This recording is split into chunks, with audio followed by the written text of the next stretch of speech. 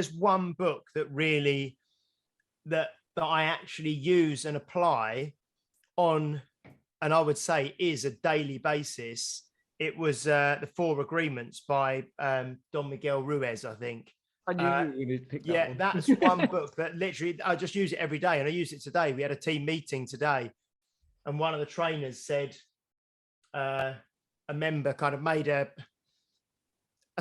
probably a flippant, jokey, little bit of a snarky comment to them, and they took, whether they say they took it personally or not, they did take it personally because they brought it up in the meeting and it bothered them a little bit, you know.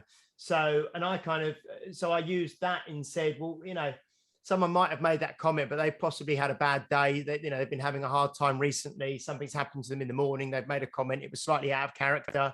Don't take it personally, you know. So for those who haven't read the book, I mean, I'll paraphrase it in about 20 seconds. The four agreements are: be impeccable with your word. So don't talk badly of yourself or others. Yeah. Don't make assumptions, because very often you make assumptions and that causes a lot of heartache or problems or worry where there potentially isn't any. Don't take anything personally, which is the hardest thing probably for most people to do, but something that I've kind of really taken on board. And always do your best. So they sound very trite, they sound very straightforward, they sound very cliched, but if you actually try and live by them, that's had the biggest impact on my life, you know, from any personal development type, you know, learning book. And you mentioned fiction. I never read any fiction, but at the moment I'm reading Dune by Frank Herbert. And that's the first fiction book I've read for, I think, over 20 years. And I'm struggling a bit with it because it's about 600 pages and it's quite dense and it's quite heavy. Yeah. And I think I might have said before on the podcast, I tend to use movies and Netflix and stuff for entertainment and use books more for reading and, you know, education and self-improvement and that sort of thing. But I am enjoying it, but it's different reading a fiction book. Isn't it funny, right? So number one, you've got to read all 600 pages of that as well, because it's a fiction book and you need to know what's going on and all that. Whereas with most of these self-help books, you read the first couple of chapters and then it's all just examples after that. Once they've done the thing, dip in and out. They have to like pad them out, don't they? And what's interesting here is I've had this conversation with some of my guys as well before, is like most of this stuff is very similar. It just comes at it from slightly different angles. It's all the same stuff, or mostly the same stuff. It has to appeal to this person or that person. Everyone reads things differently, don't they? So what you've just said there, James, was great, because your trainer, somebody had said something to them that they took personally and might make them have a bad day.